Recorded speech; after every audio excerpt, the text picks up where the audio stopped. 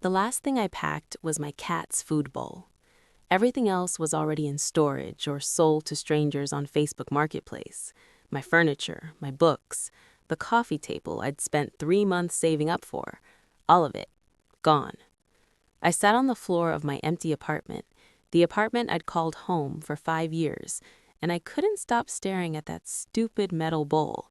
It still had kibble in it from this morning. In 72 hours, I'd be sleeping in my car. Not because I lost my job, not because I was reckless with money, not because of drugs or gambling or any of the things people assume when they hear someone's about to be homeless. I was about to lose everything because my rent went up $800 in a single month. And the craziest part, it was completely legal. My name is Sarah Mitchell. I'm 34. I work in medical billing. And this is the story of how America's housing system chewed me up and spit me out while I was doing everything right. March 12th, 2024, 6:47 p.m. I remember the exact time because I'd just clocked out of work and checked my phone before driving home. Normal Tuesday. I'd handled insurance claims all day, grabbed a coffee around 3, complained about the copier being jammed again. Nothing special, nothing that warned me my life was about to implode. When I got to my apartment complex in Phoenix, there was paper sticking out from under my door. I almost didn't pick it up. I figured it was another flyer for a pizza place or someone running for city council. But something made me grab it. Notice of rent adjustment. My heart started pounding before I even unfolded it completely. Dear resident, effective July 1st, 2024, your monthly rent will be adjusted to $2,100. I was paying $1,300. Do that math with me real quick. That's an $800 increase. That's more than 60% higher than what I'd been paying. I stood there in my doorway, reading it over and over. Like if I just looked at it enough times, the numbers would change. They didn't. My hands started shaking. See, here's what you need to understand.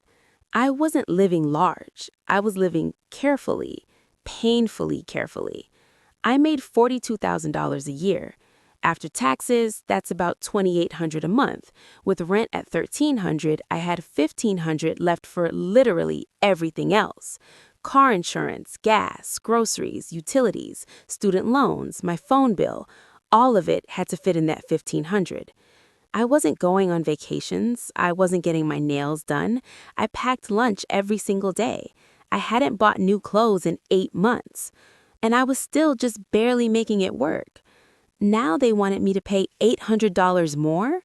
That would leave me with $700 a month for everything. It wasn't possible. It wasn't physically, mathematically possible to survive on that. I called the leasing office. I had 60 days. 60 days to find a new apartment, come up with first month rent, last month's rent, security deposit, and moving costs. 60 days to pack up 5 years of my life. I started searching that same afternoon. First, I looked for places similar to my current apartment. 1 bedroom, allows pets, decent neighborhood. The cheapest I could find was $1,900. I expanded my search. Older buildings, farther from work, neighborhoods I'd never even driven through. 1,800, 1,750, never below 1,700. And that's just the monthly rent. Most places wanted first month, last month, and a security deposit up front. Some wanted an additional pet deposit for Walter, my cat. Some charge application fees, $50, $75, even $100 just to apply. Non-refundable whether you got approved or not. Let me paint you a picture of what that meant financially. To move into an $1,800 apartment, I'd need first month, $1,800, last month, $1,800, security deposit, $1,800, pet deposit, $300, application fee, $75. That's $5,775 up front.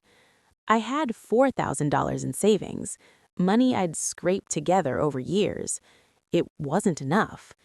And even if I somehow came up with the money, I'd be paying $1,800 a month, which was still $500 more than I could realistically afford.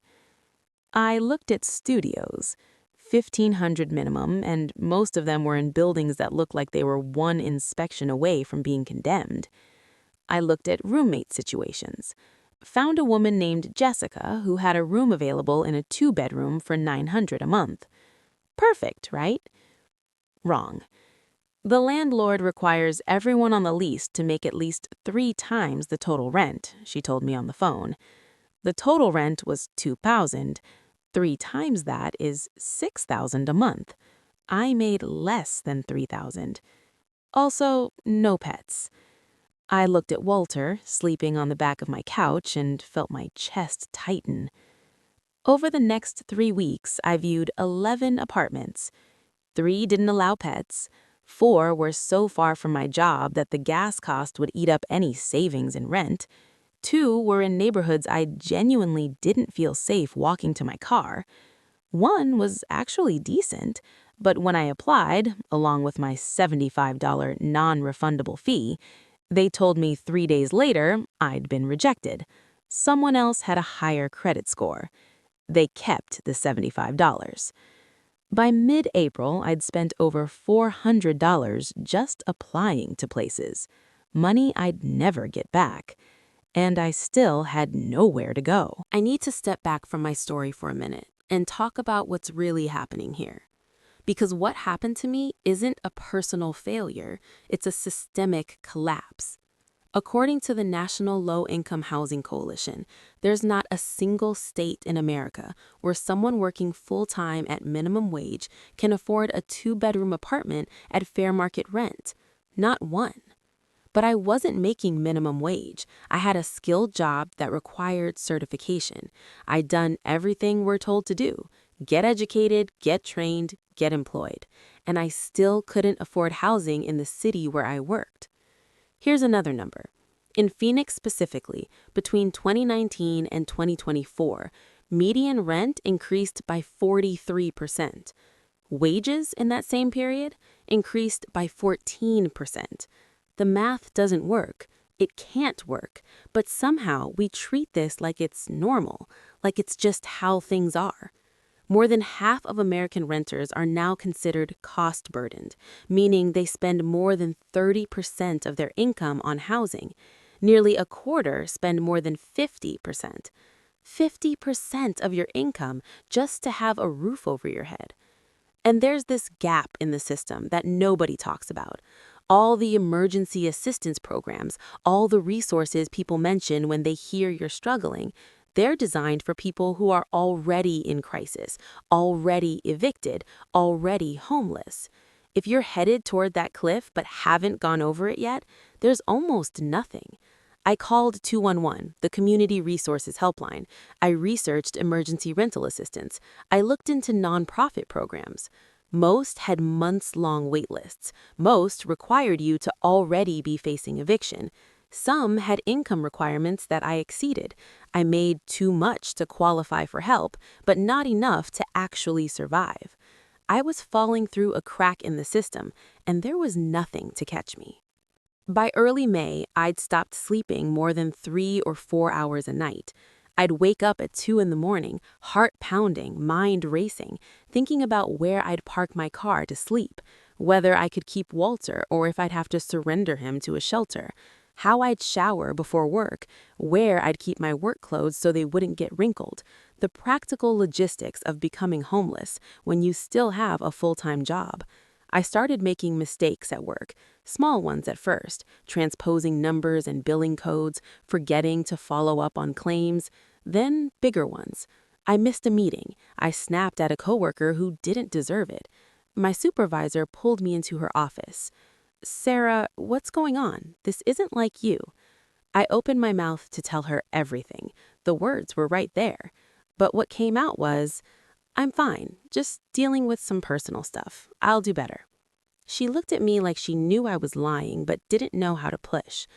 "Okay," she said finally, "but if you need to talk or if you need any resources, HR has employee assistance programs." I nodded. I thanked her. I went back to my desk. That night, I drafted an email to my landlord's corporate office. I spent 2 hours on it, trying to find the right tone, not too desperate but honest, professional but human. I explained that I'd been a perfect tenant for 5 years, never late, never complained, took care of the unit. I explained my financial situation. I asked if there was any possibility of a smaller increase or a payment plan or anything. The response came 3 days later. One paragraph. We appreciate your tenancy.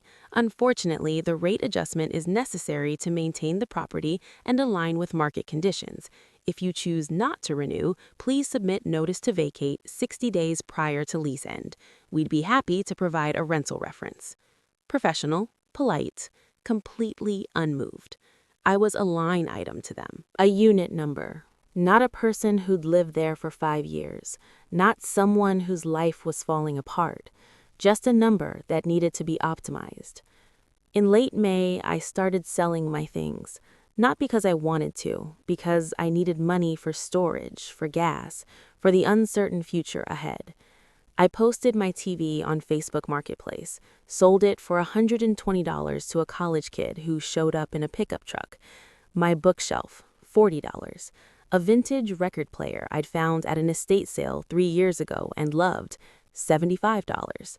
My bike, $60. Every item felt like cutting off a piece of myself. The guy who bought my coffee table asked, "Why are you selling all this stuff? Moving?" "Yeah," I said, "moving." I didn't tell him I didn't know where I was moving to. I made about $900 selling my belongings. Combined with what was left of my savings after all those application fees, I had about $4,300 total. I rented a storage unit for my remaining furniture. The cheapest climate-controlled unit I could find was $140 a month.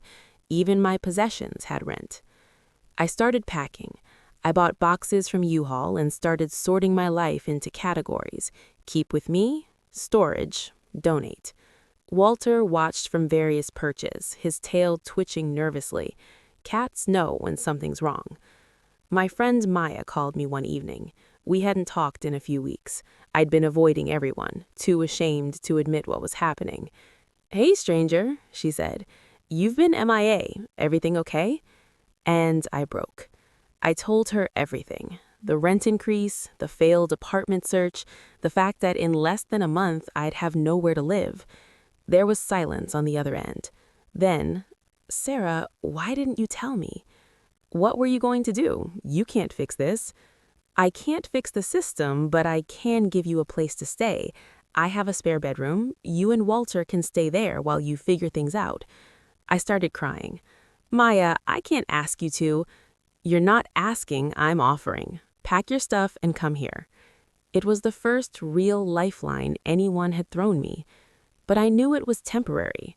Maya's lease was month to month. She was already struggling with her own rent. I couldn't be a burden on her indefinitely. Still, it was something. A delay before the final fall. June 30th, 2024. My last day in the apartment I'd called home for 5 years. Everything was gone except my mattress on the floor, 3 boxes, and Walter's carrier. I did a final walkthrough. The teal accent wall I'd painted in the living room, the kitchen where I'd cooked hundreds of meals, the bathroom where I'd gotten ready for work every morning. This was where I'd lived through the pandemic, where I'd celebrated my 30th birthday, where I'd cried after breakups and laughed with friends and built a life. And I was leaving it, not because I wanted to, not because I'd done anything wrong, but because the system decided I didn't deserve to stay. I kept thinking about all the advice people give. Just get a better job. Just move somewhere cheaper. Just budget better. I had a skilled job that required certification and training. Phoenix was supposed to be the affordable alternative to LA or San Francisco. I'd budgeted every single dollar. And none of it mattered.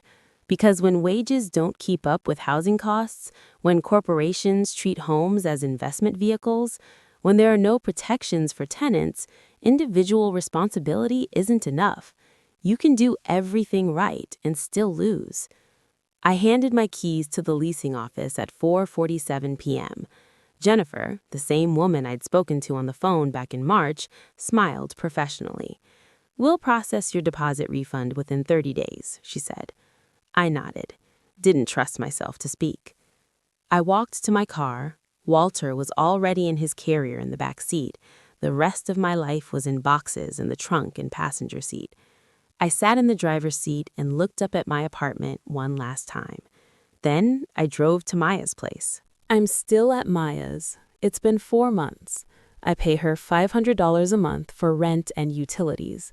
It's all I can afford while trying to rebuild my savings. She's been incredibly generous. I'm incredibly grateful. But this can't last forever. Her own rent went up $200 when she renewed her lease last month. She's struggling too.